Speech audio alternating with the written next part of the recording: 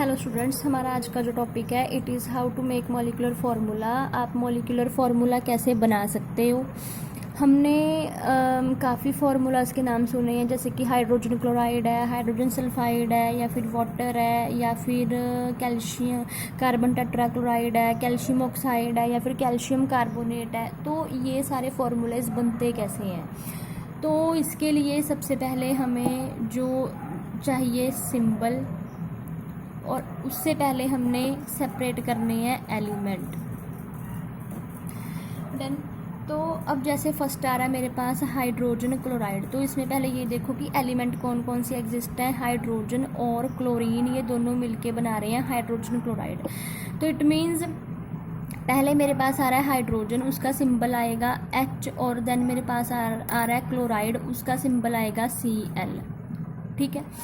फिर उसके बाद आपने क्या करना है, आपने इसकी वैलेंसी देखनी है। वैलेंसी का टॉपिक जो है वो मैंने आपको प्रीवियसली करवा दिया था। इसकी वैलेंसी क्या आती है, जो Cl क्लोरीन है इसकी वैलेंसी आती है 1, और जो मेरे पास है हाइड्रोजन इसकी वैलेंसी भी आती है 1।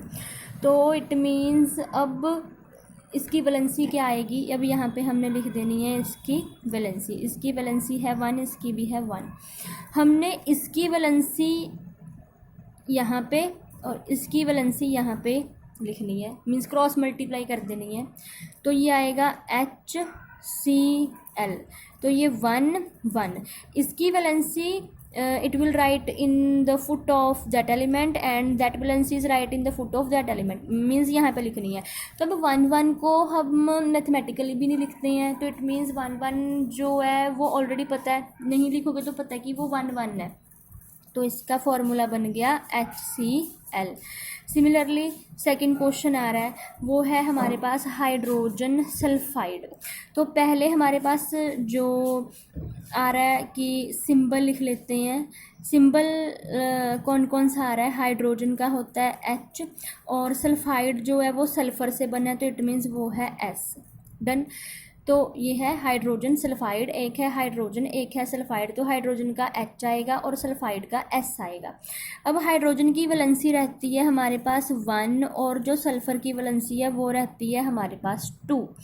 अब क्रॉस मल्टीप्लाई करते हैं, ये वाली वैलेंसी इसके फुट में, ये वाली वैलेंसी ये इसके फुट में। तो अब ये क्या बन गया, H2S। तो इसीलिए इसके फॉर्मूले का हम लिखते हैं ऐसे, H2S हाइड्रोजन सल्फाइड। नेक्स्ट आ रहा है हमारे पास एल्यूमिनियम ऑक्साइड। तो अब थर्ड क्वेश्चन कर लेते हैं। जो एल्यूमिनियम है, पहले हम इसका लिखते हैं सिंबल कि कौन कौन से एलिमेंट है। एलिमेंट कौन कौन से हैं, कि एल्यूमिनियम है, ऑक्साइड मीन्स ऑक्सीजन से बन गया ऑक्साइड। तो अब एल्यूमिनियम का सिंबल होता है Al, ऑक्सीजन का होता है O। डन। ऑक्सीजन का सिंबल हमारे पास रहता है O। तो अब एल्यूमिनियम की वैलेंसी होती है हमारे पास +3, ऑक्सीजन की होती है हमारे पास 2। तो अब इसे क्रॉस मल्टीप्लाई आप कर दो, तो ये क्या बन गया, Al2O3। आपने एक बात ध्यान में रखनी है कि जो अगर मान लो कोई भी एलिमेंट है उसके अंदर हमारे पास अगर 2 लेटर्स आ रहे हैं, तो फर्स्ट लेटर जो है वो कैपिटल रहता है, अपर केस में होता है, जो सेकंड है वो लोअर केस में रहता है, मीन्स वो स्मॉल डिजिट में लिखते हैं। अगर आप दोनों लेटर्स को ही आप क्या करोगे कि कैपिटल में या अपर केस में लिख दोगे, तो इट मीन्स वो दोनों अलग अलग एलिमेंट्स बन जाएंगे।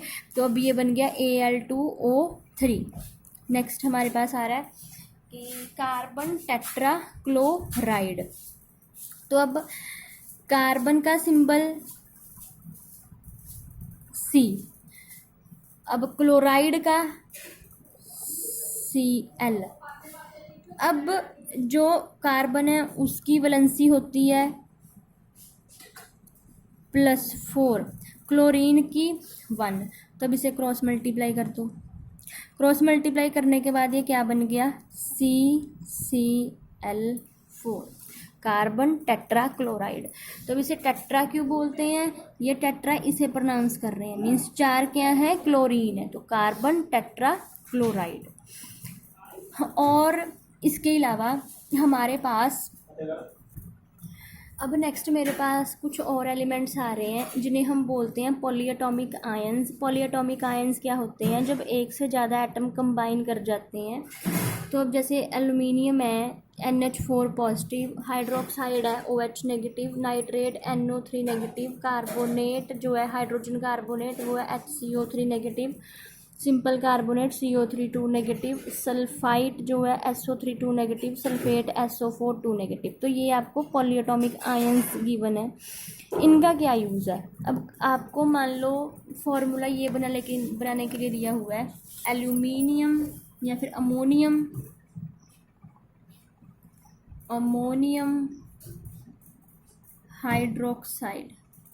तो ऐसे केस में हमें ये एलिमेंट जो है उसकी जजमेंट करनी मुश्किल हो जाती है कि अमोनियम जो है इसमें कौन कौन से एलिमेंट एग्जिस्ट करते हैं। अगर मान लो एक सिंगल एलिमेंट हो तो फिर ठीक है, तो उसकी वैलेंसी को यूज़ करके आप फॉर्मूला बना लोगे।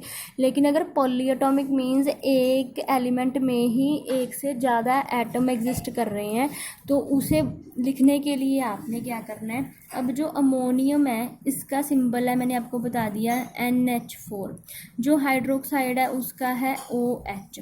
अब नेक्स्ट बात आती है इसकी वैलेंसी की। ये जो किसी भी एलिमेंट के ऊपर जो चार्ज है यही इसका जो इसकी वैलेंसी है। अब हमने पॉजिटिव नेगेटिव नहीं लेना, हमने तो देखना है कि उसके ऊपर डिजिट मैथमेटिकली क्या लिखी हुई है। जैसे 3 है, 2 है, ये 1 है, 1 है, 1 है, 1 है, ये भी 1 है। तो हमें जस्ट नंबरिंग से मतलब है, चार्ज को हमने कंसिडर नहीं करना। तो NH4 के ऊपर प्लस का साइन आता है तो इसकी वैलेंसी +1 है। OH के ऊपर हम लिखते हैं OH नेगेटिव, तो इसके ऊपर -1 आता है। तो हमने चार्ज नहीं लेना, हमने तो अकेले क्या लेने हैं? नंबर लेने हैं कि ये क्या है 1 1 है। इसको इससे मल्टीप्लाई कर दो, ये इसके पैर में लगेगा। तो ये ओवरऑल क्या बना? तो 1 1 तो लिखते नहीं है, NH4 OH अमोनियम हाइड्रोक्साइड। अब नेक्स्ट ले लेते हैं। मान लो हमारे पास है कैल्शियम कार्बोनेट। तो अब कैल्शियम तो ठीक है, अगर इसका सिंबल लें तो इसका सिंबल होता है Ca। अब लेते हैं नेक्स्ट बात कार्बोनेट। अब कार्बोनेट कहाँ पे आ रहा है? कार्बोनेट ये है CO3 2 नेगेटिव, तो इट मीन्स कार्बोनेट होता है CO3।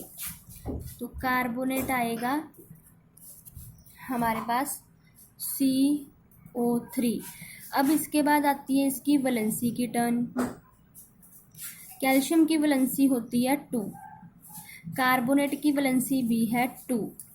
तो अब सिमिलर वैलेंसीज हो गई हैं। तो अब हम कैसे लिखेंगे?